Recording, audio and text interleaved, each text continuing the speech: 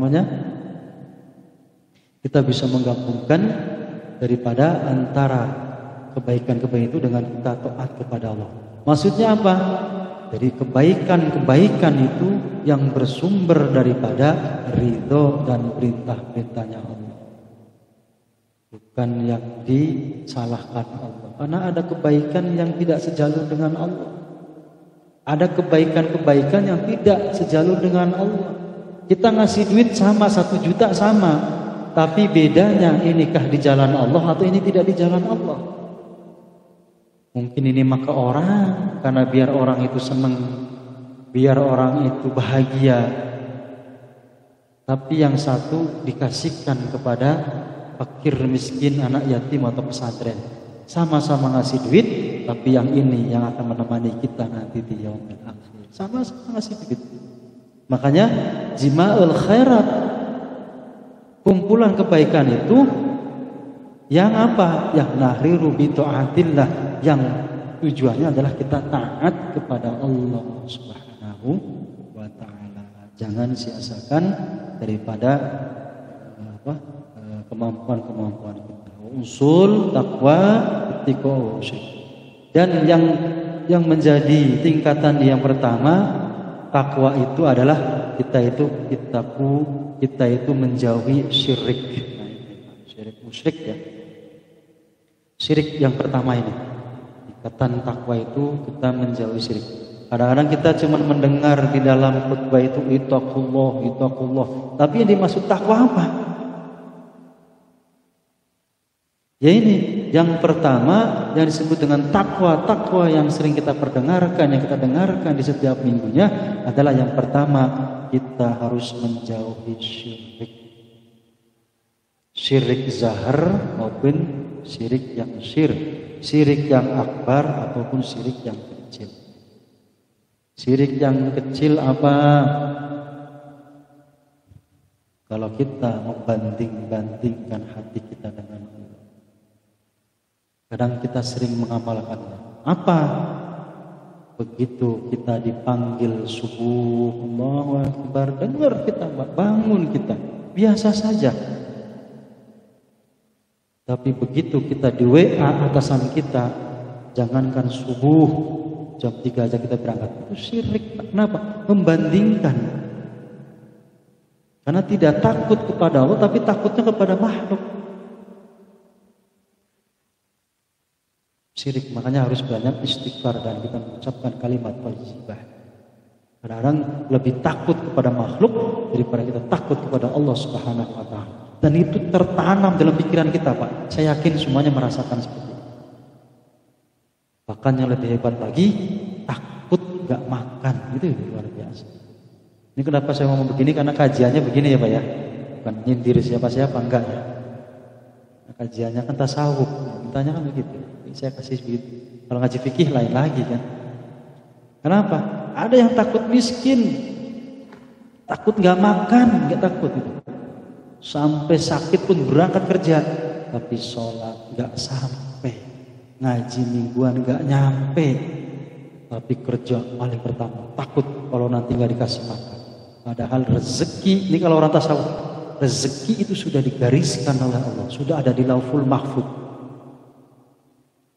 Gak usah takut, tapi kita lain. Sudah ketakutan kalau gak ada gajian kita bakal mati. Itu Masya Allah.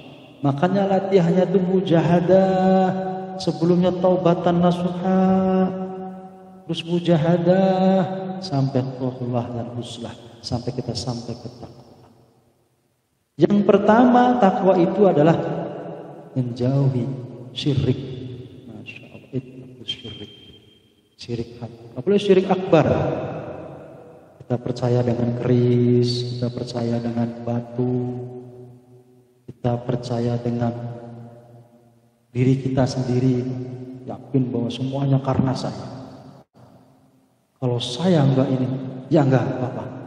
Jadi mengesampingkan Allah, itu termasuk juga menduakan Allah Subhanahu wa taala. Tsumma ba'da, dan selanjutnya itu ittaqu ma'asi wa sayyi'at, juga kita harus bisa menghindari maksiat dan juga Wasai'at, perbuatan-perbuatan yang tercela.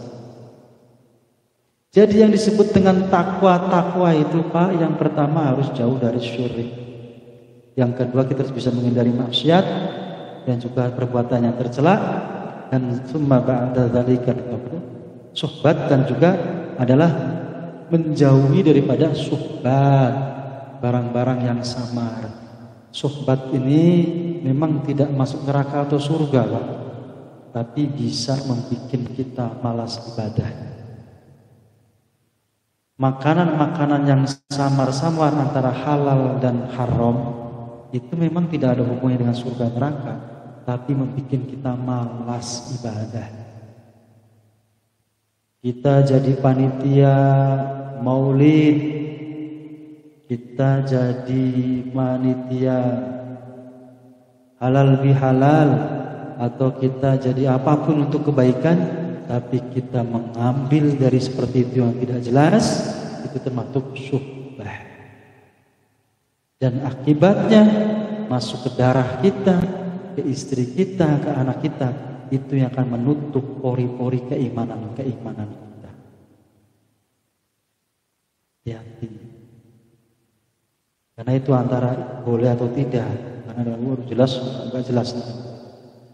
Tsumma ba'da dzalika tarakal, itulah ini perkara-perkara yang afdal, perkara-perkara yang luar biasa lah.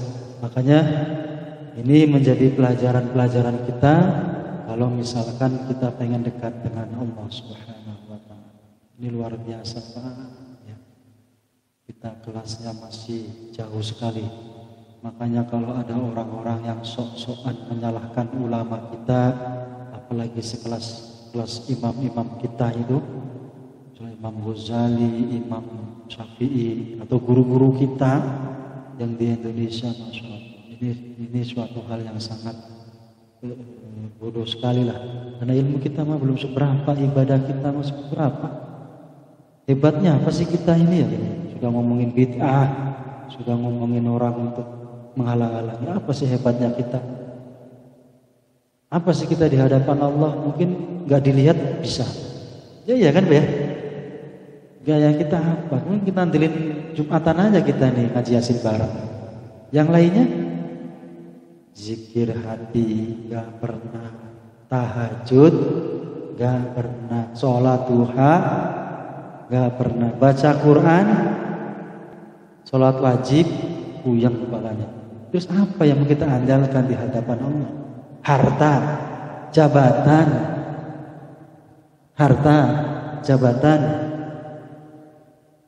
Apa sih yang kita banggakan? Apa sih yang kita pertaruhkan nanti kita ketemu dengan Allah? Kalau besok mati, ini besok nih kalau mati, apa yang mau kita pertanggungjawabkan? Apalagi sekarang kita punya anak dan istri. Hati-hati, anak dan istri ada tanggung jawab kita sebagai bapak. Itu yang harus kita pikirkan. Satu, anak kita tidak terurus, terabaikan, baik urusan agama, ibadahnya, akan menjadi penghalang kita surganya Allah. Itu ya. Makanya berat kita sebagai suami, sebagai bapak berat. Karena ada tanggung jawab anak yang akan kita pertanggungjawabkan. Makanya ada hak-haknya anak. Haknya anak adalah yang pertama yang sering kita sampaikan adalah cari ibunya yang muslimah, yang taat ibadah. Itu haknya anak. Harus mendapatkan ibu yang taat ibadah. Hak. Yang kedua haknya anak adalah yang atau memberikan nama yang baik. Dan hak anak yang tiga adalah dikenalkan dengan agamanya Allah, plus harus bisa hukum-hukumnya Allah. Sudah belum kita mengajarkan? Kalau belum, di antara anak-anak kita siap-siap saja di akhirat kita harus mempertanggungjawabkan. Makanya kalau kita tidak bisa mendidik anak kita, titipkan. Berapapun biayanya, titipkan. Karena nanti di akhirat nggak akan pernah ditanya apakah kamu jenderal atau direktur, enggak. Berapa harta triliun yang kamu miliki, dalam arti semuanya akan dipertanggungjawabkan, tapi tidak pokok. Karena yang dipokok adalah ibadahnya dulu, nanti akan dilihat. Pertama itu sholat dulu, Pak, yang dilihat Allah. Sholat dulu itu. Sholat dulu. Baru nanti melebar ke sedekahnya, yang lain. Nanti juga jabatannya akan dipertanggungjawabkan. Hartanya akan dipertanggungjawabkan. Semuanya akan dipertanggungjawabkan. Jadi seperti itu. Ya, hati-hati dengan kehidupan ini, karena semuanya apa yang kita lakukan akan dipertanggungjawabkan oleh Allah Subhanahu wa taala. Di takwa itu syirik harus dijauhi, maksiat harus dijauhi, perbuatan tercela harus dijauhi, perbuatan syubhat harus dijauhi, dan juga perbuatan yang negatif harus dijauhi. Itu takwa. Makanya di setiap minggu sampai Rasulullah mengatakan suatu sholat di setiap minggu, antisipasi itu. Setiap minggu diadakan sholat, diingetin takwa. Setiap minggu nggak hadir, tiap bulan nggak hadir, diingetin setahun sekali. Kadang 2 kali setahun. Ada sholat adha, ada sholat Idul Fitri. Itu untuk mengingatkan, kumpul semua orang, diingetin. Kadang-kadang kita nggak paham, gitu ya. Ya, mudah-mudahan bukan berarti saya bisa, bukan berarti saya sudah bisa juga. Kita sama-sama belajar untuk menata hati kita, untuk menata pikiran kita. Saya juga masih belajar dari tahap, mungkin belum sampai masuk ke tahap taubat sekalipun, karena luar biasa beratnya. Kita sama-sama mengingatkan ada tahapan-tahapan untuk kita sampai kepada Allah Subhanahu wa taala. Allah a'lam bishawab. Ihdinas shiratal mustaqim. Wallahul muwaffiq ila aqwamit thoriq. Assalamualaikum warahmatullahi wabarakatuh.